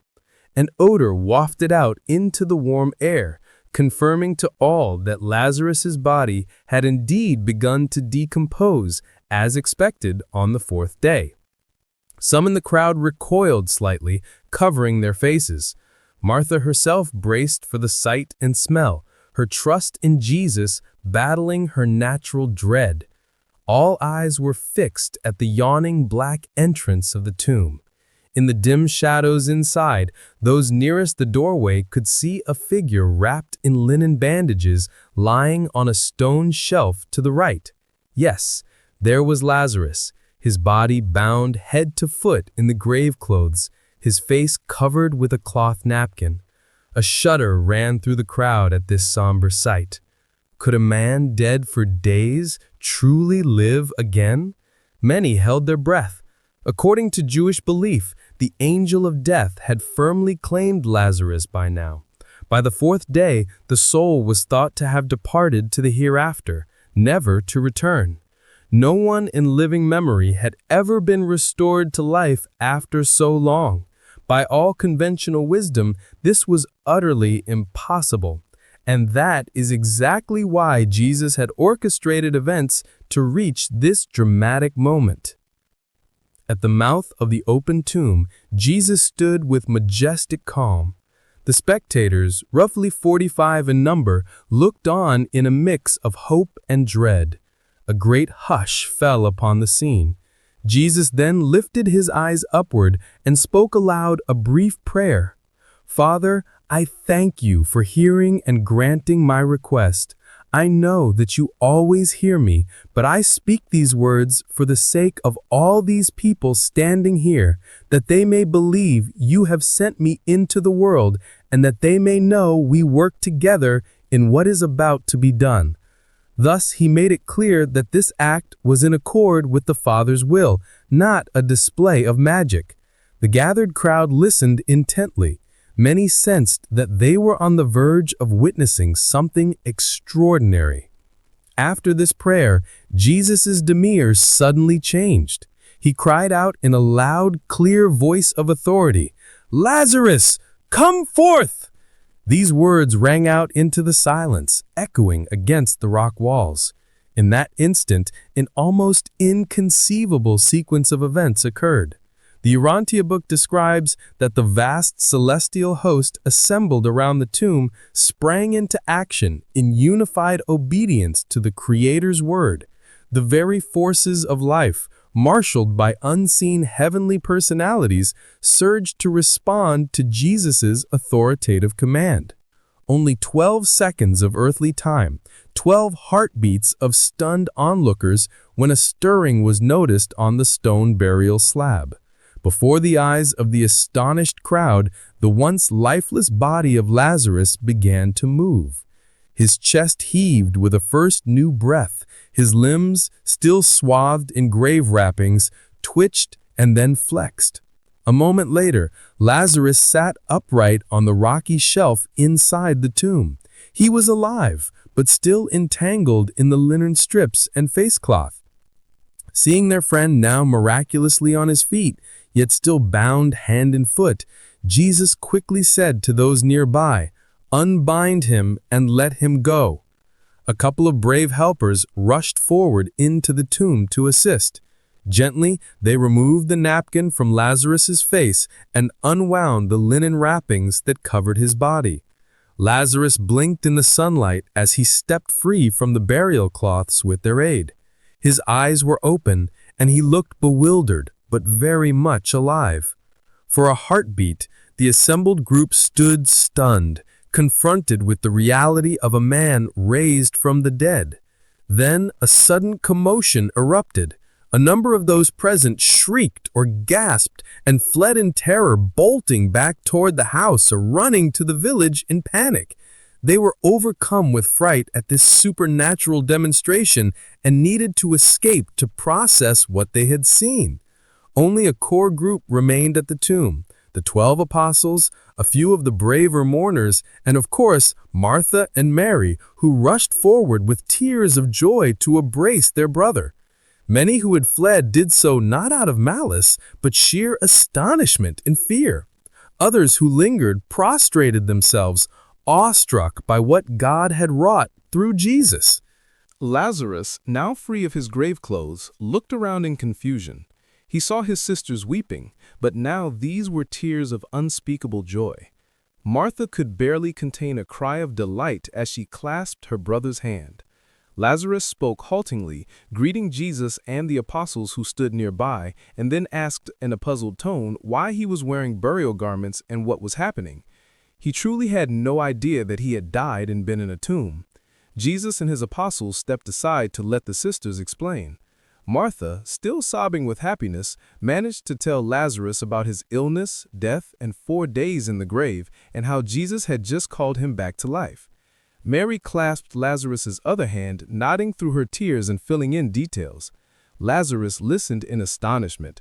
To him, it felt like he had simply fallen asleep on Sunday and suddenly awakened with no sense of time passed in between. Indeed, as the onlookers would later remark, Lazarus could remember nothing of the interval of death, no visions, no awareness. As the Urantia book notes, time is non-existent to those who sleep the sleep of death. From Lazarus's perspective, one moment he was suffering from fever, and the next he was standing here alive, greeted by Jesus and surrounded by an astounded crowd. There was another unseen spiritual aspect to this miracle. Just as Lazarus emerged, Jesus' personal divine spirit, the personalized adjuster, now the chief of all such spirits in the local universe, issued a command. Instantly, the waiting thought adjuster of Lazarus, the divine fragment of God that had indwelt Lazarus's mind during his life, returned to indwell him once again. Normally, at death, a person's adjuster departs to await the mortal's future on the mansion worlds. In Lazarus's case, Jesus' divine spirit had preemptively arranged for Lazarus's indwelling spirit to remain temporarily on Urantia after his death. Now, with Lazarus alive again, that spirit presence resumed its place within his mind and soul. Lazarus was fully himself, body, mind, and spirit, restored to the land of the living by the power and coordination of countless personalities obeying the Son of God. Overcome with emotion, Lazarus then approached Jesus. The once dead man, along with his sisters, knelt at Jesus' feet, giving thanks to God. It was a moment of profound gratitude and reverence.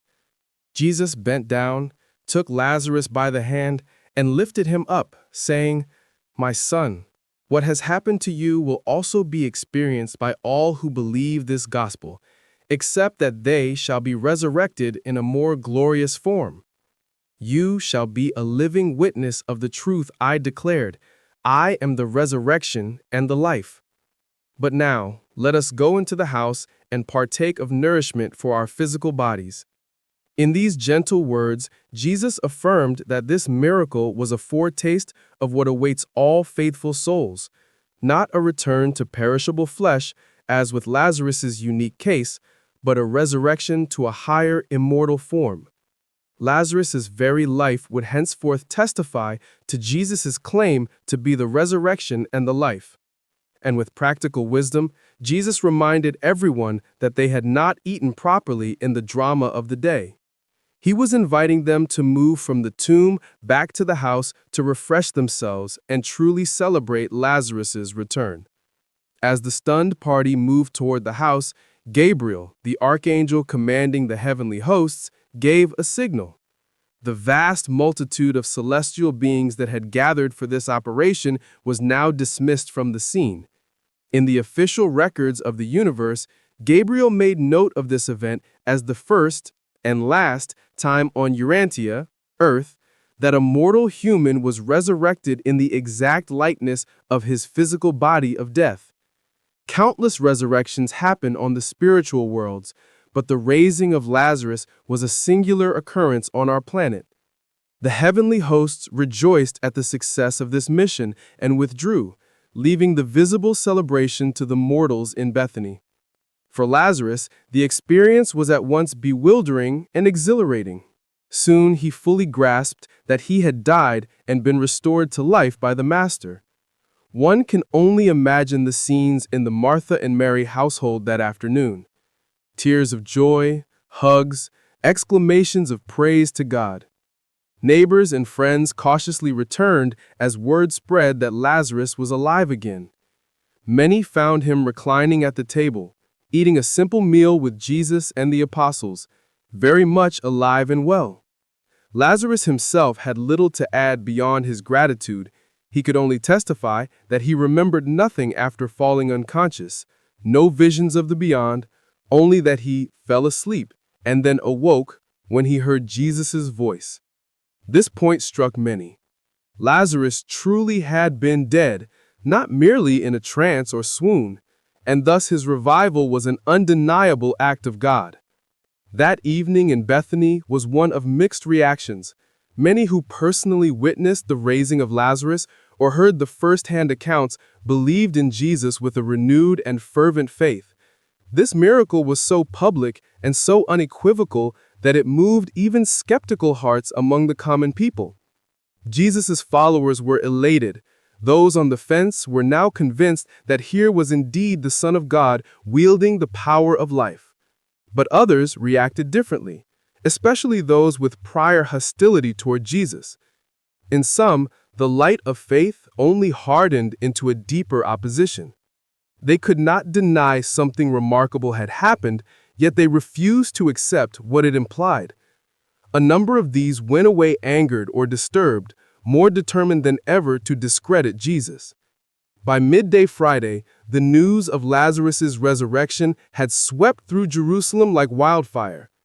Bethany was only 2 miles from the city, and scores of people now poured out to see with their own eyes the man who had been raised from the dead.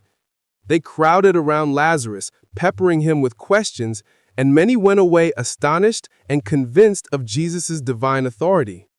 The resurrection of Lazarus, while bringing great joy to his family and Jesus' followers, sent shockwaves through the religious establishment in Jerusalem. The Pharisees and chief priests quickly caught wind of what had happened in Bethany and were alarmed at the implications. This mighty work in plain view of so many was something they could not easily explain away. It threatened to ignite a mass movement in Jesus' favor. Indeed, the miracle did strengthen the faith of multitudes and drew new believers to the gospel of the kingdom. At the same time, however, it only deepened the hostility of the Jewish leaders who saw Jesus as an ever-increasing danger.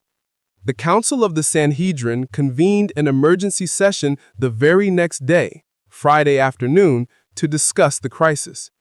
In the meeting of the Sanhedrin on Friday, the atmosphere was intense. "What shall we do with Jesus of Nazareth?" was the question on everyone's lips. For over 2 hours, they debated and argued. Some members were infuriated by Jesus' growing influence and the undeniable power displayed at Bethany. Finally, a prominent Pharisee put forth an extreme resolution that Jesus must be put to death immediately, without further ado. This outrageous proposal broke all precedent and nearly split the Sanhedrin. Many hardliners agreed with the Pharisees' sentiment, but others were shocked at this unlawful rush to judgment. In fact, 14 members of the Sanhedrin resigned in protest then and there, refusing to be party to such a travesty. Their resignations would be processed later, and several more sympathetic members would be expelled, leaving the council overwhelmingly stacked against Jesus. Despite this internal turmoil, the majority of the Sanhedrin members were now resolute. Lazarus' resurrection was the last straw. It became clear to them that if something decisive wasn't done, very soon all the common people will believe in him, and the situation could spiral out of their control. They feared that Jesus' burgeoning movement might provoke intervention from the Roman authorities, especially since many of Jesus' followers hailed him as the Messiah or national deliverer. Caiaphas, the high priest, cynically summarized the council's consensus when he stood up and said, "It is better that one man die than that the whole community perish." In other words, Jesus should be sacrificed for the sake of Israel's status quo. This chilling pronouncement sealed the council's deadly intent. The Sanhedrin even went so far as to address the fact of Lazarus' return to life. The next week, they formally summoned Lazarus and his sisters to appear before them. The Bethany family bravely testified to what happened. Lazarus truly died and was buried, and on the 4th day, Jesus raised him. No member of the council could refute it. Lazarus stood right there as living proof. Indeed, many of these leaders had gone to see Lazarus with their own eyes. The council was faced with a miracle they could not deny. Yet instead of reconsidering their opposition to Jesus, they doubled down. According to the official record the Sanhedrin produced, they acknowledged the miracle, but blasphemously attributed it to demonic power. They declared that Jesus performed signs by the aid of the prince of devils, thereby rationalizing that even raising a man from the dead was no proof of divine mission in their view. This dark twist of logic reveals how hardened their hearts had become.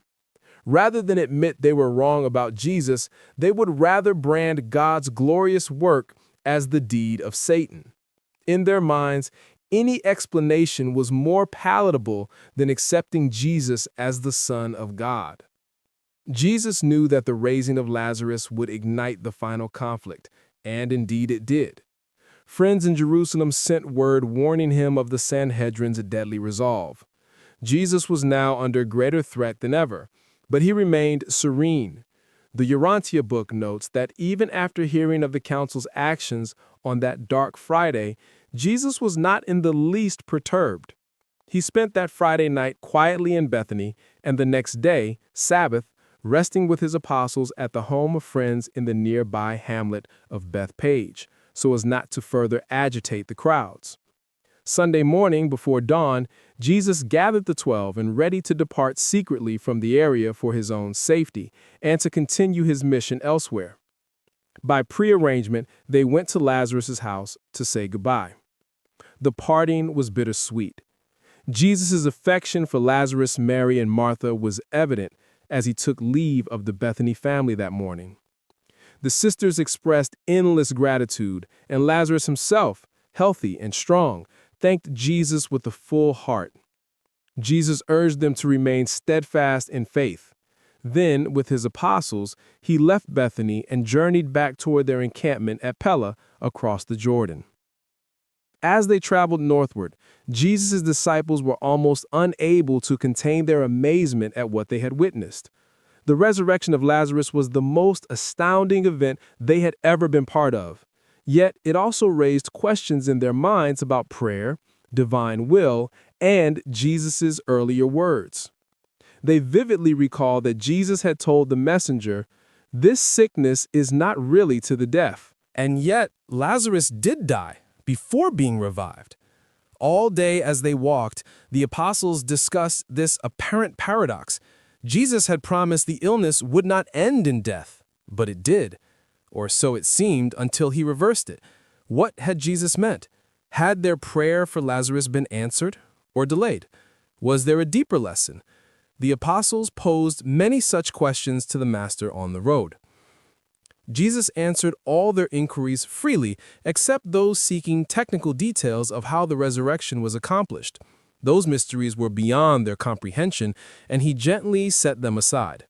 Instead, Jesus focused on teaching them about the meaning of prayer and trust in God in light of what had happened. During the journey, Jesus gave the apostles profound insights into the workings of prayer, faith, and the divine plan. He explained that finite mortal minds cannot always grasp how an infinite God answers prayers. What may seem to us an unanswered prayer might actually be answered in a higher way or at a better time. In the case of Lazarus, Jesus had spoken with the perspective of eternity. The end of this story was not death at all, but rather the glorification of God through Lazarus' restoration. No sincere prayer is ever denied, but the form of its answer may differ from our expectations when viewed from God's broader viewpoint.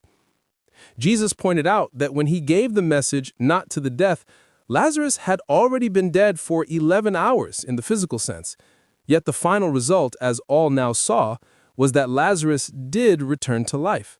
Thus, the promise was fulfilled, just not in the straightforward way they first imagined. This was a lesson in trusting God's wisdom. The Master emphasized that true prayer must be in harmony with God's will and spirit-led. We must trust God to answer in the way and time that is ultimately best. He encouraged them to continue praying earnestly and never to doubt that their faith-born petitions would be heard. God's answers, Jesus said, are certain, but they unfold according to divine timing and the eternal good of the petitioner, which mortals might only understand later, sometimes only in the life to come. The apostles absorbed these teachings as they reflected on the incredible days just past. The raising of Lazarus was not only a miracle for the crowds, it was for them too, to fortify their faith for the approaching trials. In the Urantia book's depiction, the death and resurrection of Lazarus stands as a pivotal turning point. It brought Jesus' ministry to its climax, setting the stage for the final events leading to the Master's own death and resurrection. Lazarus' return from the tomb was the crowning proof of divine authority from many disciples, even as it became the catalyst for the authorities' resolve to arrest and kill Jesus. Through this singular event, Jesus demonstrated the truth of his claim to be the life giver, offering a stunning preview of the resurrection hope he promised to all.